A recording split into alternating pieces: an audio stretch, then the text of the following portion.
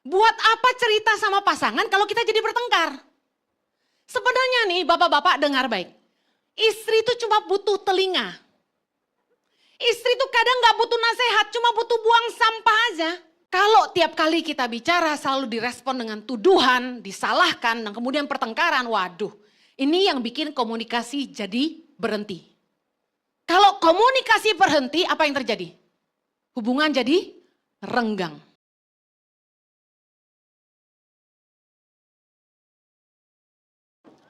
Puji nama Tuhan, damai sejahtera bagi kita semua. Saya menyapa juga jemaat yang online live saat ini. Dimanapun Anda berada, saya percaya Anda juga merasakan hadirat Tuhan dan lawatan Tuhan. Berdoa agar firman Tuhan yang disampaikan boleh jadi berkat bagi kita semua. Amen. Pagi hari ini saya ingin bicara tentang salah bicara jadi masalah. Salah bicara jadi masalah. Sepanjang minggu ini perenungan yang Tuhan ajarkan saya. Bulan Februari, Impact Community Indonesia mengangkat tema tentang hubungan dengan sesama dan hubungan dengan Tuhan. Dari awal minggu, sudah begitu banyak hal-hal yang terjadi dalam keseharian saya yang salah satunya tentang perkataan. Salah bicara jadi masalah, kesalahpahaman, ketersinggungan, keretakan hubungan, sakit hati, dan lain sebagainya terjadi karena salah bicara. Salah satu hal yang kerap kali merusak hubungan antara kita dengan sesama adalah perkataan kita.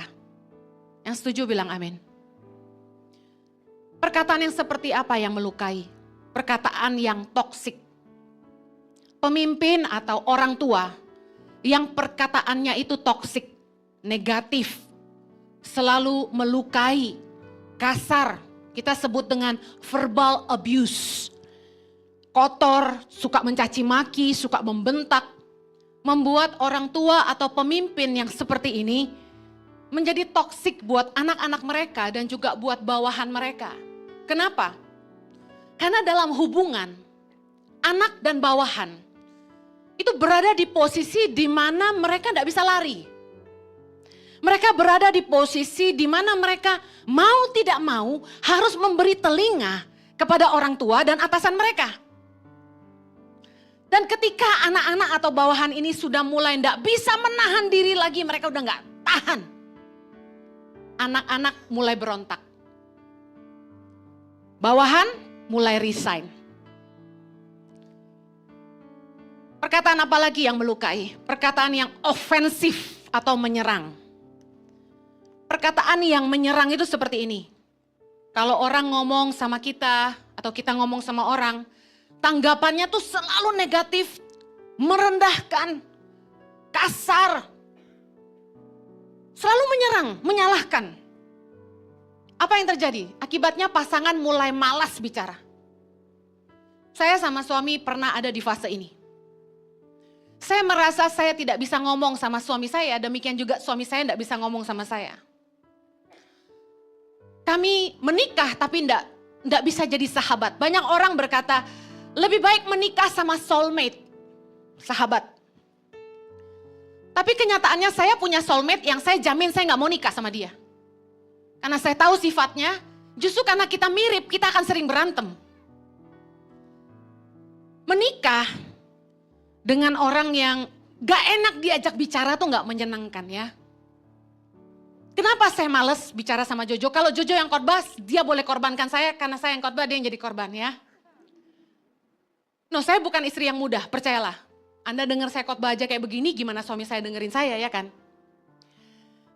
Saya males cerita apapun sama suami saya waktu itu. Dulu ya, sekarang sudah enggak. Karena dia selalu menyalahkan saya. Saya lagi curhat tentang masalah di lapangan. Ini di tangan pengharapan nih, aduh kita udah bikin begini, begitu, tapi kok mereka begini gitu. Misalnya saya cerita, atau saya cerita soal staff, atau saya cerita tentang apapun. Responnya selalu saya disalahkan. Ngerti ya? Ya kamu gini sih, ya kamu gitu sih. Waduh, karena selalu begitu, saya mulai malas cerita. Kenapa? Buat apa cerita sama pasangan kalau kita jadi bertengkar? Sebenarnya nih bapak-bapak dengar baik. Istri itu cuma butuh telinga. Istri itu kadang gak butuh nasihat, cuma butuh buang sampah aja. Ngomong bahasa kasarnya. Cuma pengen cerita gitu loh. Nah suami-suami kan sebenarnya bisa aja ya kan. Pura-pura dengerin sebenarnya gak dengerin. Udah gitu aja. Kalau Anda merespon salah, istrimu jadi tersinggung. Betul nggak bapak-bapak? Nggak, bapaknya langsung ngangguk-ngangguk. Dijawab nggak seneng, lalu kenapa lu cerita katanya gitu. Ya itulah perempuan ya. Nah kalau Jojo menanggapinya dengan bijaksana, maksud saya misalnya dengan diam dulu lalu berpikir, lalu membuka pikiran saya ke arah gimana kalau kamu begini, mungkin saya akan senang. Tapi karena selalu menyalahkan saya kesel. Ini nggak ngerti duduk perkaranya main nyala-nyalain orang gitu kan. Nah saya mulai bangun tembok. Saya nggak pernah cerita apapun sama suami saya. Apapun yang terjadi dengan hidup saya, Jojo itu seperti berada di dunia yang berbeda gitu. Akhirnya kami mulai nggak punya komunikasi. Saya yakin di sini banyak yang gitu. Kalau tiap kali kita bicara selalu direspon dengan tuduhan, disalahkan, dan kemudian pertengkaran, waduh. Ini yang bikin komunikasi jadi berhenti. Kalau komunikasi berhenti, apa yang terjadi? Hubungan jadi renggang. Ada dua cara orang merespon kita. Yang pertama, kalau Anda salah bicara, mereka akan mengkonfrontasi Anda. Bertengkar dengan Anda. Contoh, kalau Anda ngomongin temanmu, ada tipe teman yang begini. Datengin kita dan bilang gini, lu ngomong apa di belakang gua? Cia. Lu ngomong gini ya? Wah langsung dikonfrontasi. Tapi ada tipe yang kedua. Tipe yang kedua, kita salah bicara. Mereka terluka, tapi mereka diam. Lalu mereka mulai menjauh dari kita. Mereka bangun tembok. Jaga jarak. Orang-orang yang tidak suka konflik akan menjauh dan menutup pintu. Tapi orang-orang yang suka konflik, memang demennya berantem, akan menjadi musuh. Nah saya aslinya introvert. Suami saya ekstrovert. Saya kenapa bisa banyak bicara seperti ini di depan orang berani? Karena terbiasa. Aslinya kalau Anda kenal saya enggak gampang didekati. Duduk seruangan belum tentu bicara. Karena saya kaku gitu. Saya malu dan saya nggak tahu mau ngomong apa, nggak bisa basa-basi. Jadi kalau saya konflik dengan orang introvert yang seperti saya akan menarik diri. Ya udah, gue nggak ngomong sama lu. Gue ngomong sama lu nggak bisa diajak ngomong, gue pergi. Dikasih tahu nggak bisa, 1 kali dikasih tahu nggak denger, 2 kali dikasih tahu nggak denger, 3 kali dikasih tahu nggak denger, gue nggak bakal ngomong lagi. Gitu tipenya. Ada yang kayak saya? Capek ngomongin orang terus. Nah, saya belajar. Semarah-marahnya kita, sekesal-kesalnya kita sama orang. Kita tuh harus hati-hati memilih kata. Karena yang kita ucapkan akan sampai ke hati orang. Ada pepatah berkata, lidah tidak bertulang, tapi sanggup mematahkan hati orang. Amsal 26 ayat 22 berkata, seperti sedap-sedapan perkataan pemfitnah masuk ke lubuk hati. Kita tuh kalau ngomong harus hati-hati. Karena orang itu langsung nerimanya di hati. Amsal 21 ayat 23 mengajar kita begini. Siapa memelihara mulut dan lidahnya, memelihara diri daripada kesukaran. Saya belajar ini. Kalau kita nggak mau punya banyak masalah, lebih baik jaga lidah. Udah nggak usah banyak ngomong. Kalau Anda punya kelemahan suka gosip, jangan banyak ngumpul sama tukang gosip. Karena firman Tuhan berkata dalam banyak bicara banyak pelanggaran. Nah saya ingin share secara cepat. Ada singkatan dari think. Before you speak, think. Sebelum Anda bicara, mikir. Nah singkatan dari think-nya akan saya bahas. T yang pertama, is it true? Apakah benar yang Anda ucapkan? Matius 5 ayat 37. Baca sama-sama yuk. Matius 5 ayat 37. Multimedia bisa bantu? Ya, 3, 2, 1. Jika ya, hendaklah kamu katakan ya. Jika tidak, hendaklah kamu katakan tidak. Apa yang lebih daripada itu berasal dari si jahat. Jangan suka menambahi atau membumbuhi atau mengurangi perkataan atau cerita tentang orang lain atau tentang sesuatu. Mengubah kata adalah dusta. Firman Tuhan berkata, kalau ya katakan ya, kalau tidak katakan tidak. Lebih dari itu berasal dari si jahat. Ada tipe-tipe orang yang sanguin, marketing banget ya, persuasif. Itu punya ciri khas, pinter jualan, pinter menawarkan produk. Kelemahannya adalah hiperbola atau tidak jujur. Suka membesar-besarkan. Beli bu, obat ini dijamin ibu langsing dalam 1 minggu. Padahal sebenarnya enggak gitulah. Obat apa yang bikin langsing 1 minggu? Enggak ada. Ada prosesnya. Nah ini hiperbola, membesar-besarkan. Memang itu karakter orang marketing persuasif. Suka membesar-besarkan cerita. Tetapi kata firman Tuhan, mengubah kata, menambahkan, mengurangi itu dusta. Jika ya katakan ya, jika tidak katakan tidak. Ulangan 5 ayat 20 berkata, jangan mengucapkan saksi dusta tentang sesamamu. Is it true? Apakah benar yang Anda katakan? Jangan suka bikin cerita bohong. Saya paling pantang menceritakan sesuatu yang saya tidak yakin kebenarannya. Lebih penting Anda ngomong yang benar daripada Anda sok benar. Kalau nggak tahu, bilang nggak tahu. Kalau orang menjebak saya dengan pertanyaan teologia yang serba susah, saya akan jawab, sorry, saya tanya suamiku dulu. Lah kan Bu Heni sekolah Alkitab, keahlian tiap orang kan berbeda. Saya katakan ini, kalau Anda tidak belajar berkata benar, Anda akan terbiasa berdusta kemana-mana. Ada orang-orang tuh yang suka membesar-besarkan, menambah-nambahi cerita supaya kelihatan meyakinkan. Ada tipe orang yang gini, sebenarnya itu cerita orang lain, tapi dia bisa ceritakan itu seolah-olah itu cerita dia. Makanya waktu khotbah, kenapa yang saya angkat itu hidup saya dan cerita sehari-hari kehidupan saya dengan staf, dengan teman, dengan siapapun gitu ya, dengan suami, dengan anak. Karena saya nggak bisa ngarang cerita. Ketika saya berdiri di mimbar, Roh Kudus itu taruh di hati saya, ceritakan ini. Satu kali saya khotbah, pernah saya tidak mau ceritakan. Karena menurut saya cerita itu memalukan untuk diceritakan. Karena mimbar kan publik, apalagi YouTube. Saya tahan, saya nggak mau ngomong. Apa yang terjadi? Saya nggak bisa ngomong apa-apa. Seperti buntu, nggak ada yang keluar. Semakin saya lawan Roh Kudus, saya nggak bisa ngomong.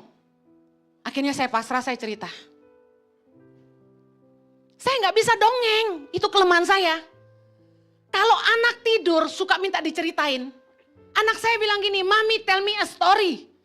Saya lihat di film-film orang bisa cerita ini sama anaknya dongeng-dongeng gitu ya. Saya nggak bisa. Jadi saya cerita tentang hidup saya. Suatu hari ada anak kecil, dia begini. Terus anak saya langsung bilang gini, Mami is that you? Saking gak bisa dongeng gitu. Dengar baik, saya belajar bahwa berkata benar itu penting. Memang kelihatan bodoh sometimes buat orang-orang. Tapi buat saya itu firman Tuhan. Ya bilang ya, enggak bilang enggak. Sekalipun kita akan kena masalah. Jangan jadi orang yang suka bikin alasan. Kenapa kamu terlambat? Tadi digigit kucing. Tadi jari saya ini keseleo. Beneran saya pernah punya staf yang setahun telat 100 hari. Alasannya gak masuk akal. Tadi becek jadi saya keserimpet jatuh Bu Eni. Terus kaki saya digigit anjing. Macem-macem. Kalau kita salah, akui aja kesalahannya. Lidah orang bijak mengeluarkan pengetahuan. Tetapi mulut orang bebal mencurahkan kebodohan. Lidah orang bijak mengeluarkan pengetahuan. Lihat baik. Orang tuh kalau bijak, dia ngomong tuh perkataannya bermanfaat. Menginspirasi orang. Menajamkan, mengarahkan orang. Orang jadi ngerti, oh dia salah, dia harus berubah. Tapi orang yang bebal mencurahkan kebodohan, udah gak ngerti, sok tahu gitu kan. Hati-hati karena perkataan Anda menunjukkan siapa Anda. Orang yang bijaksana tuh gak sembarangan bicara. Orang yang bebal, semua yang keluar dari mulutnya gak berguna. Sebelum kita ngomong, tanya, berguna gak omongan saya? Yang berikutnya, sebelum Anda ngomong, bertanyalah pada dirimu, THI sekarang I, is it inspiring? Apakah menginspirasi? Apakah perkataan Anda membangun atau melemahkan? Amsal 10 ayat 21 berkata gini, bibir orang benar menggembalakan banyak orang, tetapi orang bodoh mati karena kurang akal budi. Bibir orang benar menggembalakan banyak orang.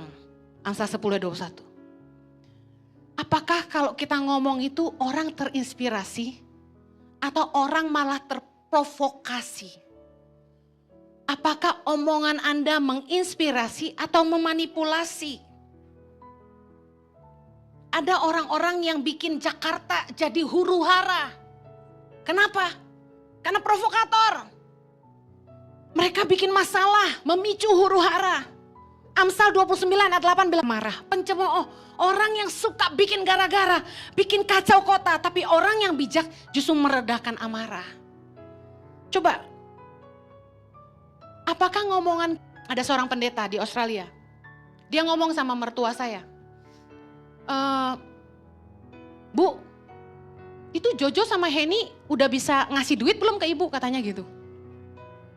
Terus mertua saya bilang, oh enggak anak saya kan saya kerja.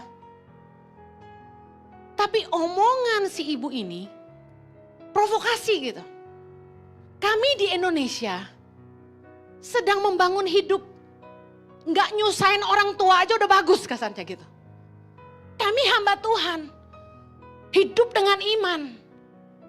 Orang tua juga enggak berkekurangan. Mereka juga mengerti. Sebenarnya enggak ada masalah. Tapi gara-gara omongan si pendeta ini, anak laki-lakinya enggak bisa kasih dia apa-apa, intinya kan gitu. Kadang-kadang kita harus hati-hati bicara. Jangan sampai omongan kita bikin masalah. Orang rukun-rukun damai-damai karena kita kurang kerjaan, kurang pinter, kita bikin orang lain bertengkar. Istri sama suami rukun-rukun, kita yang pengen cari tahu. Istri lu bisa apa tuh? Kok nganggur tiap? Ada yang bilang, suaminya pergi terus tuh jarang di rumah. Saya bilang gini, sibuk tanda produktif. Jarang di rumah. Jarang punya waktu buat saya sama anak-anak saya. Kerja terus, cari duit. Cari duit. Saya bilang gini, suaminya suka main judi? Enggak. Suaminya suka minum? Enggak. Suaminya suka shopping? Enggak. Jadi ibu, biar suruh dia kerja. Kalau dia nganggur, dia malah jajan kemana-mana. Lihat orang yang jalan-jalan di mall, dari nggak pengen beli apa-apa pulang nenteng, bener nggak? Saya paling takut ke mall, karena kalau saya ke mall pulang bawa apa gitu? Namanya perempuan, tujuannya beli cabai, pulang bisa bawa odol, bawa sabun, bawa segala. You know, coba saya memprovokasi. Ini kan menginspirasi supaya istrinya lihat positifnya, betul nggak? Coba saya provokasi, iya ya. Kok gitu ya? Cinta uang suaminya? Kok enggak punya waktu sama keluarga ya? Wah, jangan-jangan ada main gila sama sekretarisnya. Wah, parah. Itu provokasi. Manipulasi. Kalau di sebuah komunitas atau di kantor, selalu ada gosip di antara karyawan. Ini Amsal 22 ayat 10. Usirlah si pencemooh. Maka lenyaplah pertengkaran dan akan berhentilah perbantahan dan cemooh. Ketika ada konflik atau pertengkaran, pasti ada satu provokator. Ada tukang gosip pencemooh di tengah-tengah situ. Sebenarnya masalah tuh terjadi cuma karena 1-2 orang. Tinggal picu semua langsung rame. Ayo sebelum ngomong mikir, apakah omongan kita tuh menginspirasi? Yang keempat, yang berikutnya. Apakah is it necessary? Apakah omongan kita perlu diucapkan? Gak semua hal perlu diucapkan. Kalau melemahkan orang lain, untuk apa? Kalau merusak hubungan orang lain, untuk apa? Kalau melukai orang, untuk apa? Kalau gak berguna, untuk apa? Contoh tadi saya udah sebut, mengadu domba orang lain. Merusak hubungan menantu dengan mertua, merusak hubungan anak dengan orang tua, merusak hubungan suami dengan istri. Bahkan nih, mamah papa yang punya menantu. Ini demi cintaku padamu, ku sampaikan. Kalau Anda ingin disayang sama anak-anak dan menantu, jangan suka ikut campur. Omongan mertua nih kadang bikin anak ribut. Bijaksana. Kadang-kadang omongan yang gak penting gak usah di ngomongin. Saya belajar. Jangan sampai mama tuh komen, istri kamu kok gini, istri kamu tuh gitu.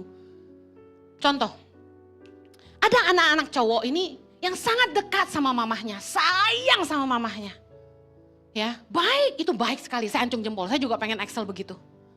Tapi kalau sudah nikah, istri dan suami itu satu. Tapi mama mertua mulai, sini kamu ke rumah mama, sini makan sama mama. Ikut campur terus, anaknya diempet terus. Ini udah punya istri. Mama mulai ikut campur, itu istri kamu, jangan dibiasain. Jangan kasih duit banyak-banyak. Istri kamu jangan begini, jangan begitu. Akibatnya apa? Ada satu pendeta di satu kota, saya tidak sebut. Mamanya suruh dia tinggalin istrinya. Bayangin. Saat itu istrinya sedang hamil. Istrinya telepon saya nangis. Dia bilang, Bu Heni, saya dikunci pintu dari luar. Saya kaget. Siapa yang kunci? Suami saya. Disuruh mamanya katanya. Saya lagi hamil Bu Heni. Dia bilang, saya enggak lagi hamil. Saya lagi hamil Bu Heni, saya dikunci di luar. Suami saya enggak terima saya masuk Bu Heni. Mamanya suruh dia usir saya. Bayangkan. Perkataan, salah bicara jadi masalah. Saran saya, kalau sudah senior, yuk jadi teladan yang menginspirasi. Jangan terlalu cerewet, ngomong yang gak penting. Ngerusak hubungan anak sama suami istri, buat apa? Perlu gak saya diomongin? Firman Tuhan berkata, jangan ngomong yang sia-sia. Matius 12 ayat 36, tetapi aku berkata kepadamu, setiap kata sia-sia yang diucapkan orang harus dipertanggungjawabkannya pada hari penghakiman. Jangan ngomong terakhir. K yang terakhir, yang terakhir K, is it kind? Apakah baik? Perkataan yang baik itu membangkitkan semangat dan memulihkan hati orang. Katakan amin. Amsal 12 ayat 25. Kekhawatiran dalam hati membungkukkan orang. Tetapi perkataan yang baik menggembirakan dia. Amsal 16 ayat 24. Perkataan yang menyenangkan adalah seperti sarang madu. Manis bagi hati dan obat bagi tulang-tulang. Yuk jangan melemahkan orang lain dengan perkataan kita. Pastikan perkataan kita tuh perkataan yang baik. Yang bikin orang tuh semangat bukannya khawatir. Jangan nakut-nakutin orang kanan kiri. Lu tahu nggak? Ini bakal jadi tahun yang sulit loh. Tahun yang gelap loh. Aduh gimana ya ke depannya? Masya ampun, hidup mau dibawa kemana ya? Ngapain sih? Bikin orang takut. Nggak membangun. Is it kind? Jangan bercanda yang berlebihan sampai Anda merendahkan orang. Jangan bully orang dengan perkataan Anda. It's not kind. Amsal 26 ayat 18. Seperti orang gila menembakkan panah api, panah dan maut. Demikianlah orang yang memperdaya sesamanya dan berkata, I'm just kidding. Aku hanya bersenda gurau. Jangan diambil hati loh, gue cuma bercanda. Saya mau udah capek diledekin orang. Dibilang gendut lah, dibilang hamil lah, macam-macam. I'm telling you, don't bully people dengan perkataanmu. Gak berguna, gak membangun, gak baik. Buat apa? Leave them alone. Ada orang yang kekurusan, Anda bilang kayak tiang listrik lo, biarin. Emang nyusahin lo? Udah jangan kepo. Be nice to people. Bisa gak kita lebih nice sama orang lewat omongan kita? Bisa gak sih kalau pulang ke rumah itu bukan lontaran-lontaran kata-kata yang gak enak yang dikeluarkan, tapi kita nice sama orang rumah. Halo, udah makan belum? Keren banget kamu hari ini, rambutnya rapi gitu kan. Dikepang jiwa, awet muda. Gitu dong kalau ngomong. Jangan dikit-dikit tambah gendut loh. Saya pernah ceritakan saya lagi makan enak-enak, saya kan suka makan pakai tangan. Orang ketemu saya ngomong apa? Makan udah kayak kuli. Urusan gue. Kenapa lu yang sewot? Gue yang suka makan pakai tangan, makan juga gak minta sama lo gitu kan ya. Saya kebetulan males debat orangnya. Saya kalau udah dijahatin orang, saya cuma ngelirik, gue pergi. I don't want to talk to you, gitu gue. Jadi kalau kita mau ngomong, tuh nanya gitu loh, omongan lu bagus gak sih? Buat apa sih ketemu orang terus bilang gini, itu rambut udah kayak pot bunga, tinggal dikasih anggrek kanan kiri ya gitu. Kasih duit dong suruh gunting rambut, gitu dong. Bener gak? Itu kacamata gak cocok, lu udah kencek-kencek, lu beliin dong. Kenapa sih mulut suka jahat aja sama orang? Heran ya. Kalau bercanda-bercanda sama suami istri sih boleh. Tapi yang saya lihat, orang suka bully teman dengan kata-kata yang gak baik. Yang gemuk selalu jadi sasaran. Lihat aja, betul gak? Gue ngerasain. Jangan bicara kotor. Efesus 5 ayat 4. Demikian juga perkataan yang kotor, yang kosong, yang sembrono. Karena hal-hal itu tidak pantas. Tapi sebaliknya ucapkanlah syukur. Saya akhiri. Siapa yang mau mencintai hidup dan mau melihat hari-hari baik, ia harus menjaga lidahnya terhadap yang jahat dan bibirnya terhadap ucapan-ucapan yang menipu. Pengen gak hidup bahagia? Pengen gak lihat hari-hari baik? Ayo jaga mulut kita dari ucapan yang jahat, dari ucapan yang menipu. Yuk, think. Pertama apa? Is it true? H, is it helpful? I, is it inspiring? N, is it necessary? K, is it kind? Yang mau lakukan firman Tuhan katakan amen. Kita siapkan hati kita untuk perjamuan kudus. Pagi hari ini Bapak Gembala ada pemberkatan nikah. Mohon sekali untuk jemaat ICI next time pernikahan jangan hari Minggu. Menyusahkan aku. Ngomong-ngomong ini baru pertama kali saya mimpin perjamuan kudus, jadi doakan supaya sukses dan lancar ya. Oke. Apakah ada jemaat yang belum terima roti dan anggur? Boleh angkat tangan di sebelah sini, di depan. Ada lagi? Ya, di tengah sana, di depan sini. Tolong dibantu, tetap angkat tangan Bapak Ibu supaya bisa dibantu oleh Asher. Yang belum terima roti dan anggur. Saudara yang mengikuti ibadah ini secara online bisa menyiapkan roti dan anggur atau biskuit dan teh atau cepat Anda bisa post. Baik. Karya terbesar dalam hidupku, pengorbananmu yang selamatkan. Engkaulah harta yang tak ternilai, yang ku miliki dan ku hargai. Yesus Engkau ku kagumi.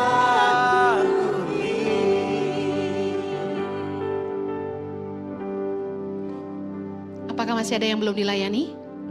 Oke, mari kita bangkit berdiri sama-sama. Kita pegang roti di tangan kanan kita lebih tinggi dari kepala.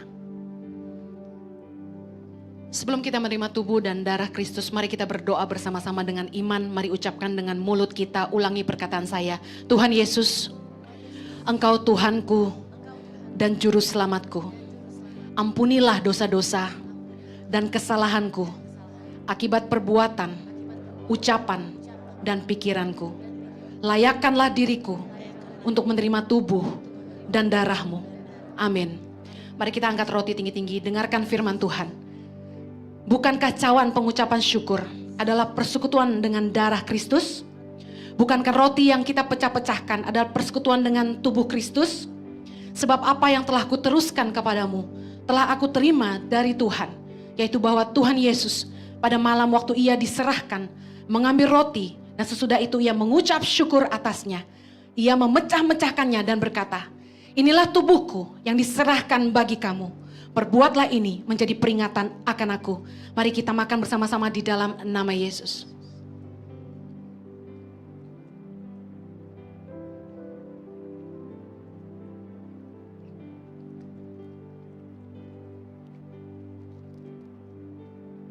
Mari kita angkat cawan perjanjian tinggi-tinggi. Dengarkan firman Tuhan. Demikian juga ia mengambil cawan sesudah makan.